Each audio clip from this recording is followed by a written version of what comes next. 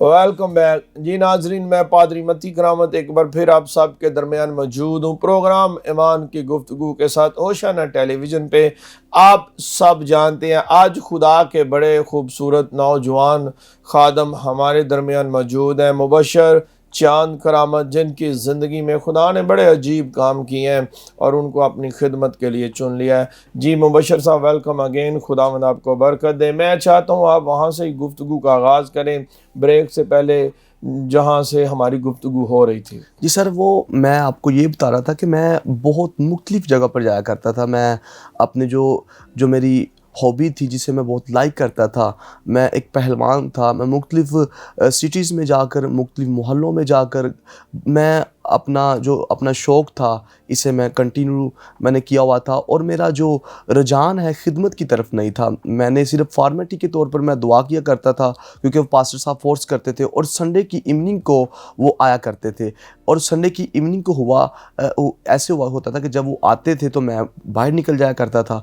उन्होंने रात को 12 साढ़े 12 बजे तक हमारे घर में बैठे रहना। जब मैंने आना, उन्होंने मुझे कलाम सुनाना, लेकिन फिर भी मैंने अमल ना करना। मैंने फिर अपने दोस्तों के साथ चले जाया करना। और हुआ इस तरह कि मैं रात को 2-2 3-3 बजे अपने दोस्तों के साथ ही रहता था। हमारा हम एक जगह में हमने बनाई हुई थी, वहाँ हम क्लब था, वहाँ हम इसकी प्रैक्टिस करते थे, रेसल करते थे। और खुदावंद की शुक्रगुज़ारी है कि ऐसे करके मैंने फिर हुआ इस तरह के पास्टर साहब ने मुझे कहा कि मैंने चर्च जाना शुरू कर दिया। संडे चर्च जाया करता था। और एक दिन हमारा टूर्नामेंट था। मोस्टली वो होते संडे को थे और फ्राइडे को होते थे। संडे को टूर्नामेंट था, सुबह मॉर्निंग को मैं टूर्नामेंट पे गया और मैं बड़ा खुश था। उस दिन मैंने 3 ट्रॉफ़ी मैंने जीती। और शाम को जब मैं घर आया तो आगे पास्टर साहब बैठे हुए थे। तो उन्होंने मुझे कहा कि आप चर्च क्यों नहीं आए? मैंने कहा आज मेरा टूर्नामेंट था, मैं इसलिए नहीं आया। वो बड़ा डिसहार्ट हुए। उन्होंने कहा आज के बाद तू कहीं भी जाएगा, तू कामयाब नहीं होगा, क्योंकि तू खुदा को तूने पीछे किया हुआ है और तू अपने आप को तू आगे करता है, खुदा को तूने पीछे किया हुआ है। तो मैंने उनसे एक्सक्यूज़ भी किया। मैंने कहा नेक्स्ट टाइम नहीं होगा, मैं संडे चर्च आया करूँगा रेगुलर। तो फिर उन्होंने कहा आज के बाद तूने कोई किसी किस्म के तूने टूर्नामेंट नहीं अटेंड करने, लेकिन अगर तू करेगा तो तू हारेगा। तो मैंने उनकी बात को फॉलो ना किया। मैं चला गया। और फिर हुआ इस तरह कि मैं बहुत ही पहले तकरीबन लगातार मैं 27-28 टूर्नामेंट, जैसे मैं इस फील्ड में आया था मैं कभी भी हारा नहीं था। स्टार्ट में सिर्फ एक दो मरतबा हारा था। अदरवाइज़ मैं 27-28 मेरी ये हिस्ट्री बनी हुई थी। ये खुदा के फजल से मेरी बड़ी अच्छी परफॉर्मेंस, लोग मुझे बहुत लाइक करते थे। तो मैं उनकी बात को ना फॉलो करने की वजह से मैंने उस टूर्नामेंट से मैं हार चुका था और मुझे बहुत दुख भी हुआ। और जो मेरे दोस्त थे उनको यकीन नहीं था हो रहा कि आप कैसे हार चुके हैं। तो क्योंकि वो खुदा के खादम के अल्फाज थे, उनकी बात को नहीं था मैं मानता, खुदा को मैं पीछे करता था और अपने काम को मैंने आगे रखा हुआ था। तो ना मानने की वजह से मैं हार चुका था और फिर मेरा दिल डिसहार्ट हुआ। फिर मैंने खुदा की तरफ फोकस किया, रुझान किया। फिर मैंने संडे मीटिंग में जाया करता था गिरजा कॉलोनी के अंदर। और 2016 के अंदर 30 मार्च के अंदर मेरी तबीयत ख़राब हुई और उसके बाद 5-6 मंथ मैं लगातार चढ़ जाता रहा और साथ मुझे डिप्रेशन भी हो चुका था और मैं बहुत ही ट्रबल के अंदर चला गया था। इविल स्पिरिट के अटैक होते थे, रात को ख्वाब में वो डराती थी और बच्चों को डराती थी। क्राइसिस के नीचे थे, हम बहुत ही कर्ज के नीचे थे, बीमारियों के नीचे थे। 2016 उसका 10वां महीना, उसकी 10 तारीख को, शायद 9 या 10 तारीख को मैंने चर्च पास साहब ने तैयार किया कि आप सभी बपतिस्मा लें। तो मैंने कहा कि मैं बपतिस्मा नहीं लूँगा अभी, मैं नेक्स्ट मंथ या नेक्स्ट वीक लूँगा। तो उन्होंने कहा कि नहीं, आपके पास टाइम नहीं है, आप बपतिस्मा लें। तो बीमार मैं ऑलरेडी है था, तो बड़ी ट्रबल थी मेरी ज़िंदगी के अंदर। तो कुछ हुआ यूं कि खुदा के फजल से एक भाई थे, भाई अरशद, उन्होंने मुझे कहा कि आप बपतिस्मा लो। देखो ज़िंदगी का कोई पता नहीं है, तो उन्होंने मुझे मोटिवेट किया। मैंने फिर 2016 उसके 10वें महीने की 9वीं तारीख को मैंने बपतिस्मा लिया और मैंने खुदा को अपनी ज़िंदगी दी। बपतिस्मा लेने के जी मुबशर साहब, आप बताएं कि जब आपने खुदावन यसुम मसीह को कबूल नहीं किया था तो आपने बताया कि ख्वाब में ईवल स्पिरिट आती थी, हमारे घर के तमाम अफराद को वो डराती थी, तंग करती थी। मगर जिस दिन आपने खुदावंद यसु मसीह को कबूल कर लिया, बपतिस्मा लिया, तौबा की, तो उसके बाद की ज़िंदगी की बाबत बताएं। अच्छा सर, हुआ कुछ यूँ कि जब मैंने 2016 10वां महीना उसकी 9वीं तारीख को मैंने बपतिस्मा लिया, तो जो अटैक कम होने चाहिए थे वो ज़्यादा बढ़ गए। तो मेरे जो घराने थे, घर वाले थे, वो तो पहले ही खुदा से बहुत दूर थे। मेरी नानी सिर्फ दुआ किया करती थी, तो उनकी भी बीच में डेथ हो जाती है, तो वो भी खुदा के पास चली गई। नाना अबू भी, उनकी भी डेथ हो चुकी थी, उनकी पहले हुई थी, नानी की बाद में हुई थी, और मेरे घर में कोई भी दुआ नहीं था करता। फिर पास्टर साहब ने काफ़ी स्ट्रगल किए, करने के बाद मैंने ये डिसीज़न लिया कि मैं दुआ किया करूँगा अपने घर के अंदर। तो मैंने उनको फोर्स करना कि आप भी चर्च जाया करें, तो मेरी ज़िंदगी चेंज हो चुकी थी। लेकिन जो अटैक थे वो कम होने की बजाय बढ़ चुके थे। तो बपतिस्मा लेने के बाद मैंने कैसे जाना कि मुझे खुदा ने खिदमत के लिए चुना है। तो 2-3 साल पहले बपतिस्मा लेने के बाद फिर मैं बैक स्लाइड हो चुका था। फिर मैं अपने दोस्तों के पास वैसे ही चला गया।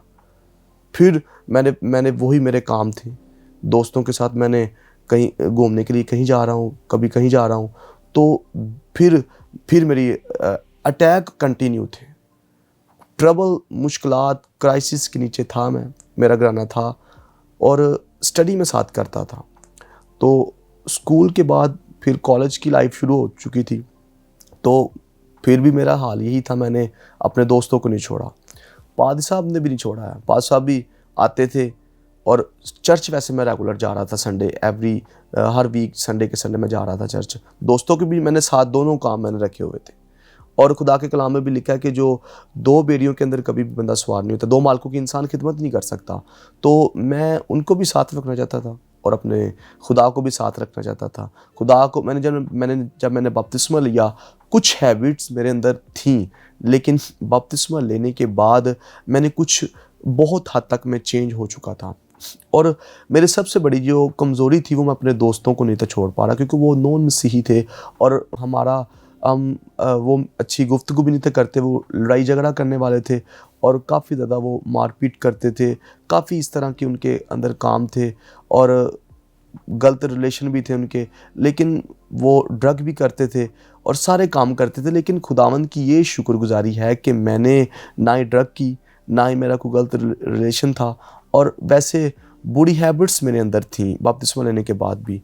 और चर्च में जाता था, और फिर 2-3 साल गुजरने के बाद फिर से मेरी तबीयत बहुत ख़राब होती है। पहले ख़राब हुई, उससे फिर डबल ख़राब हो जाती है, बड़ी ही ट्रबल में चला जाता हूँ। फिर कुछ ये टेंशन हुआ करती थी हमारे ऊपर, हम क्राइसिस के नीचे थे, हमारा बैंक बैलेंस बहुत ज़ीरो हो चुका था, इतना हमारा अच्छा, हम खुदावंद के फजल से ज़िंदगी को बसर कर रहे थे। बीमारियां जाती नहीं थीं, कम होने के बजाय बढ़ती थीं। जो इवल स्पिरिट के अटैक थे जब मैंने बपतिस्मा लिया उसके बाद ज़्यादा हो चुके थे। और 2019 के अंदर मैंने खुदा के फजल से, एक खादम थे मेरे अब्बू के, वो दोस्त थे, वो हवालदार थे, और वो मुबशराना खिदमत करते थे। और वो घर में आए, उन्होंने मुझे कहा कि बेटा खुदा ने आपको किसी मकसद के लिए चुना है। तो मैंने फिर भी उनकी बात को इग्नोर ही किया, मैंने फिर भी उनकी बात को माना। उनके साथ एक FGA कॉलेज का एक स्टूडेंट था, वो पास्टर बन रहा था, यानी कि वो ट्रेनिंग कर रहा था। तो उन्होंने मुझे एक लिंक दिया, इंडिया के खादम है पास्टर अंकुन रोला अपोस्टल, उनका लिंक दिया, और मैंने उन्होंने कहा ये आप सुनोगे तो आपके जो मसले मसाइल हैं, खुदा ये कलाम के वसीला से आपको खुदा काफ़ी, आपका ईमान बढ़ेगा। तो मैंने उनकी भी बात में ना मानी। मैंने फिर हुआ इस तरह कि फिर एक साल गुजरता है, 18 के बाद 19, जब हैप्पी न्यू ईयर आता है 2019 का, तो बहुत ट्रबल थी, बहुत मुश्किलात थी, घर में अंदर बहुत प्रॉब्लम आती थी। हमारे अपने प्लॉट भी थे, वो भी बिक बुक गए थे। हम काफ़ी फाइनेंशियली तौर पर वीक हो चुके थे, हमारे ऊपर बहुत कर्जा था। और 2019 के अंदर मुझे उस भाई का नाम भाई शुएब था, उन्होंने मुझे जो लिंक दिया था वो मेरे ज़हन के आया कि मैंने कहा यार उस खादिम की चलो मीटिंग्स को अटेंड करते हैं। जब मैंने फ़र्स्ट मीटिंग उनकी अटेंड की, मैंने उनकी टेस्टमनी सुनी, तो जो वो उन्होंने बताया कि कैसे मैं इन चीज़ों से बाहर निकला हूँ, तो उनकी बात जब मैंने सुनी तो उन्होंने कहा कि मोस्टली जो हमारे मसीही बहन भाई हैं ये बाइबल को नहीं पढ़ते। तो बाइबल मैं वाकई में नहीं था पढ़ता। तो उन्होंने कहा कम से कम, कहता मुझे भी अपोस्टल को कहते कि मुझे भी बहुत अटैक थे इवल स्पिरिटों के। तो कहता मैं बाइबल को पढ़ता था, डिप्रेशन के अंदर था, कहता मैं बहुत ज़्यादा। तो कहता कि मैं बाइबल को जब पढ़ता था 1-2 घंटे के बाद मुझे आराम आ जाता था। मैंने भी उनकी बात को फॉलो किया और मैंने भी बाइबल को पढ़ना शुरू कर दिया। 1 घंटा मैंने जब बाइबल को पढ़ना शुरू किया तो मैं मेंटली तौर पर मैं बिल्कुल ही अच्छा हो गया था। मेरी सेहत भी अच्छी हो गई थी, स्टमक की प्रॉब्लम थी ये भी ठीक होना शुरू हो गई। और फिर मैंने उनकी मीटिंग को अटेंड करना शुरू कर दिया। और साथ में मैंने अपनी दुआया लाइफ को बढ़ाया, क्योंकि पहले मैंने कभी भी दुआ नहीं थी की, सिर्फ फॉर्मेट ही पूरी करता था। साथ में मैं पास्टर यूसुफ के चर्च मैंने जाना शुरू किया, फिर मैंने बाइबल की तरफ फोकस किया और बाइबल को मैं दिन रात पढ़ता था। सुबह जब मेरा टाइम लगता था मैं इसको 1-1.5 घंटा पढ़ता था। फिर मैंने रोज़े रखना शुरू किए, हफ्ते के अंदर 2 रोज़े में रखा करता था। और इस तरह करके खुदा के कलाम के वसीला से जो इविल स्पिरिट के अटैक थे और वो कम हुए। और फिर खुदा मुझे ड्रीम में ये बताता था कि मैं बहुत बड़े बड़े प्रोग्राम होते हैं, बहुत बड़े बड़े मीटिंग्स होती हैं, मैं वहाँ खुदा के कलाम की प्रीचिंग कर रहा हूँ। और खुदा के खादमों को, बड़े बड़े जो टीवी पर आते थे खुदा के खादमी, उनके साथ मेरी मुलाकात होती है। Praise God. यकीनन जी मुबशर साहब, जब हम खुदा के कलाम के साथ अपनी अटैचमेंट को बढ़ाते हैं, खुदा के हजूर दुआ करते हैं, तो फिर खुदा की कुर्बत में बढ़ते जाते हैं। अबलीस फिर भाग जाता है, अबलीस के बंधन टूट जाते हैं, अबलीस के जुए टूट जाते हैं और हमारी ज़िंदगियों के अंदर खुदा का नाम, उसके बेटे यीशु मसीह का नाम इज़्ज़त, जलाल, बुजुर्गी, हशमत और वुसअत पाता है। नाज़रीन, कई बार होता ये है कि हम अपने गुनाहों से तौबा करते हैं, बपतिस्मा लेते हैं और अपनी एक नई ज़िंदगी का आगाज़ करते हैं। मगर जो तो इस नई ज़िंदगी को जो बपतिस्मा लेने के बाद है उसको दुआया ज़िंदगी बना लेते हैं, दुआ करते हैं, कलाम को पढ़ते हैं, खुदावंद यीशु मसीह में रूहानी ग्रोथ करते हैं और वो आगे बढ़ते हैं और दूसरा मददगार जो खुदा का पाक रूह है उनको इनाम में मिलता है, तो फिर अबलीस उनके चुगिर्द में नहीं आता। मगर जो बपतिस्मा लेने के बाद दुआ नहीं करते, कलाम नहीं पढ़ते, वो वापस फिर उन्हीं परेशानियों में चले जाते हैं, उन्हीं मुश्किलात में चले जाते हैं, अबलीस के बंधनों में चले जाते हैं। मगर खुदा का कलाम हमारे लिए एक चिराग है, हमारे लिए रोशनी है। जब हम उस चिराग को अपने बदनों में रोशन करते हैं, जब हम उस रोशनी को अपने बदन पर रोशन करते हैं, तो फिर अबलीस की सारी फौजें, सारी कुव्वतें नाकाम और शर्मिंदा होती हैं और हमारे बदन से उसके बंधन भी टूट जाती हैं, जुए भी टूट जाते हैं। वो बदरूहें जो आपको ख्वाब में डराती हैं, धमकाती हैं, जब आप खुदावंद यीशु मसीह की कुर्बत में आ जाते हैं, खुदा बाप के दाहिने हाथ के साया में आ जाते हैं, तो फिर कोई आपको ज़र नहीं पहुंचा सकता। अजीज़ो, ज़बूर 23 के अंदर मुक़द्दस दाऊद के बड़े फतहमंद अल्फाज हैं कि बल्कि खुआ मौत के साया की वादी में से मेरा गुजर हो, मैं किसी बला से ना डरूंगा क्योंकि तू मेरे साथ है। खुदा अपने खुदा से कहते हैं, खुदावन तू मेरे साथ है, मैं किसी अनदेखी चीज से भी नहीं डरूंगा, जो बला है, जो नजर नहीं आती, उससे भी नहीं डरूंगा क्योंकि तू मेरे साथ है। तू मेरे ईमान की तकवीयत है, तू मेरा भरोसा है, तू मेरा तवक्कल है, तू मेरा हरावल है, तू मेरा चंडावल है, तू मेरे छुपने की जगह है। अजीजों, जब खुदावंद एलोहीम खुदा हमारे साथ हो, जब उसका बेटा यीशु मसीह हमारे साथ हो, तो फिर किसी बला की जरूरत ही नहीं वो आपको परेशान करें। अगर आज आप बदरुओं के सताए हुए हैं, अगर आज आपको ख्वाब जो हैं वो डर के आते हैं, बदरुएं परेशान करती हैं, आपको डराती है, धमकाती हैं, तो आज आपको ज़रूरत है खुदावंद यीशु मसीह में आगे बढ़ने की, कलाम के साथ अपनी अटैचमेंट को बढ़ाने की, अपने आप को खुदा के हजूर दुआ के लिए पेश करने की, ताकि रूहानी ग्रोथ करें। और फिर खुदा का वादा है कि आसमान के दरीचे खोल कर बरकत देगा। आए आप सब अपनी आंखें बंद करें, मैं आपके लिए दुआ करना चाहता हूँ। आसमानी बाप यीशु मसीह के बुजुर्ग नाम में तेरी शुक्रगुजारी करते हैं खुदावंद डायरेक्टर डेविड डीन के लिए, उनके वालिद के लिए, वालिदा के लिए तेरी बरकत चाहते हैं। मुबशर चांद करामत के लिए इसके अहले खाना पर तेरी बरकत चाहते हैं। होशाना टेलीविज़न की सारी टीम पर आए बाप तेरी बरकत मांग लेता हूँ। खुदावंद मुल्क पाकिस्तान की अमन सलामती के लिए दुआ करता हूँ। आए बाप दुआ करता हूँ पाकिस्तान की अफवाज के लिए, कानून नाफज करने वाले इदारों के लिए, अदलिया पाकिस्तान के लिए, सबों पे तेरी बरकत चाहता हूँ। आज जितने भाई बहन हमें देख रहे हैं खुदावंद, जितनों ने दुआया दरख्वास्त भेजी है, सबों को अपना दाहिना हाथ बढ़ाकर अपने बेटे यीशु मसीह के खून की कुदरत के वसीला से खुदावंद ने शिफा बख्शना, इनकी ज़िंदगी में मोजज़ात को जारी फरमाना और इनको तक़वियत देना। आए बाप यीशु मसीह के नाम से दुआ करता हूँ तमाम उन भाई बहनों के लिए जो बदरुओं के सताए हुए हैं, बदरू गिरफ्तार हैं।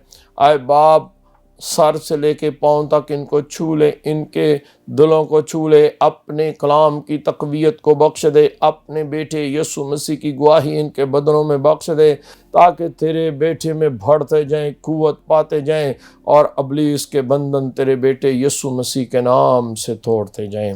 खुदावंद इनको बरकत देना, यीशु नाम में, आमीन। नाजरीन, इससे पेशतर कि मैं आपसे इजाज़त चाहूँ, मेरी आप सबसे गुजारिश है कि अगर आप YouTube को इस्तेमाल करते हैं तो अभी YouTube पे लिखें होशाना टीवी और होशाना टीवी के चैनल को सब्सक्राइब करें, ताकि इसका फ़ायदा आपको ये होगा कि जो ही होशाना टीवी कोई नई वीडियो अपलोड करेंगे, कोई नया प्रोग्राम अपलोड करेंगे, तो उसकी रसाई आप तक आसानी होगी। और अगर आप एंड्रॉयड मोबाइल को इस्तेमाल करते हैं तो अभी प्ले स्टोर में जाएं, लिखें होशाना टीवी, तो होशाना टीवी के ऐप को डाउनलोड करें, ताकि जब आप घर की चार दीवारी में मौजूद नहीं हैं, आप अपने काम पर हैं, आप सफ़र के अंदर हैं या कहीं और किसी जगह पे हैं, तो आसानी होशाना टीवी के वसीला से खुदावंद के कलाम से जुड़े रह सकते हैं। खुदावंद आप सबको बरकत दे। God bless you all.